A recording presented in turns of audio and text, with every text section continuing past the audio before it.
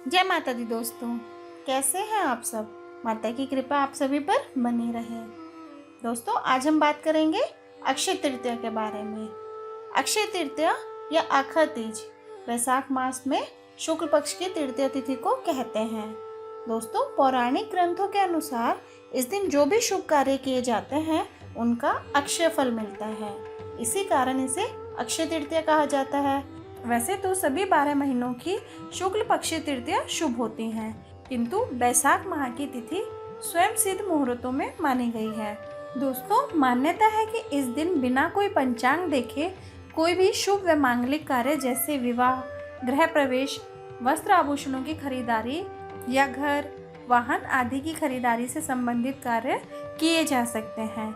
नए वस्त्र, आभूषण आदि धारण करने और नई संस्था, समाज आदि की स्थापना या उद्घाटन का कार्य भी श्रेष्ठ माना जाता है।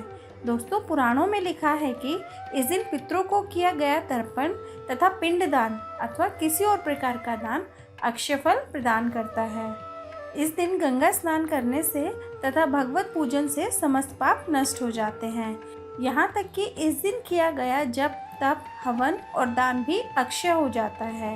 यह तिथि यदि सोमवार तथा रोहिणी नक्षत्र के दिन आए तो इस दिन किए गए दान और जप तप का फल बहुत अधिक बढ़ जाता है। दोस्तों, यह माना जाता है कि आज के दिन मनुष्य अपने या अपने परिवारजनों द्वारा किए गए जाने अनजाने अपराधों की सच्चे मन से ईश्वर से क्षमा प्रार्थना करे तो भगवान उसके अपराधों को क्षमा कर देते हैं और उसे सद्गुण प्रदान करते हैं। इसीलिए आज के दिन अपने दुर्गुणों को भगवान के चरणों में सदा के लिए अर्पित कर उनसे सद्गुणों का वरदान मांगने की भी परंपरा है। दोस्तों, पूजन विधि के अनुसार अक्षय तृतीया के दिन ब्रह्म मुहूर्त में उठकर स्नान आदि से निवृत्त होकर भगवान विष्णु की शांत चित्त होकर विधि विधान से पूजा करनी चाहिए। नैवेद्य में जौ या गेहूं का सत्तू, ककड़ी और चने की दाल अर्पित किया जाता है। इसके पश्चात फल, फूल, बर्तन तथा वस्त्र आदि दान करके ब्राह्मणों को दक्षिणा देनी चाहिए। ब्राह्मणों को भोजन करवाना अति कल्याणकारी समझा जाता है। मान्यता है कि इस दिन सत्तू अवश्य बनाना चाहिए और खाना चाहिए तथा नए वस्त्र और आभूषण पहनने चाहिए। इसीलिए दोस्तों, इस दिन वस्त्र और आभूषण खरीदने की भी परंपरा है। गौ, भूमि, स्वर्ण पात्र इत्यादि का दान भी इस दिन किया जाता है। दोस्तों, यह तिथि बसंत ऋतु के अंत और ग्रीष्म ऋतु का प्रारंभ का दिन भी है। इसीलिए अक्षय तृतीया के दिन जल से भरे घड़े, कुल्हड़, सकोरे, पंखे, खड़ाऊ, छाता, चावल, नमक, घी, खरबूजा, ककड़ी, चीनी, साग, इमली, सत्तू आदि गर्मी में लाभकारी वस्तुओं का दान पुण्यकारी माना जाता है। दोस्तों, इस दान के पीछे यह मान्यता है कि इस दिन जिन जिन वस्तुओं का दान किया जाता है वे समस्त वस्तुएं स्वर्ग या अगले जन्म में प्राप्त होती हैं। दोस्तों, इस दिन लक्ष्मी नारायण की पूजा सफ़ेद कमल अथवा सफ़ेद गुलाब या पीले गुलाब से अवश्य करनी चाहिए। दोस्तों, अक्षय तृतीया के बारे में अनेक व्रत कथाएं प्रचलित हैं। ऐसे ही एक कथा के अनुसार प्राचीन काल में एक धर्मदास नामक वैश्य था। उसकी सदाचार, देव और ब्राह्मणों के प्रति काफ़ी श्रद्धा थी। इस व्रत के महात्म्य को सुनने के पश्चात उसने इस पर्व के आने पर गंगा में स्नान करके विधि पूर्वक देवी देवताओं की पूजा अर्चना की। व्रत के दिन स्वर्ण, वस्त्र तथा दिव्य वस्तुएं ब्राह्मणों को दान में दी। अनेक रोगों से ग्रस्त तथा वृद्ध होने के बावजूद भी उसने उपवास करके धर्म कर्म और दान पुण्य किया। यही वैश्य दूसरे जन्म में कुशावती राज्य का राजा बना। कहते हैं कि अक्षय तृतीया के दिन किए गए दान व पूजन के कारण वह बहुत धनी प्रतापी बना।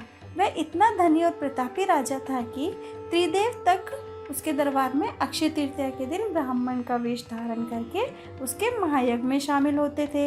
अपनी श्रद्धा और भक्ति का उसे कभी घमंड नहीं हुआ और महान वैभवशाली होने के बावजूद भी वह धर्म मार्ग से विचलित नहीं हुआ।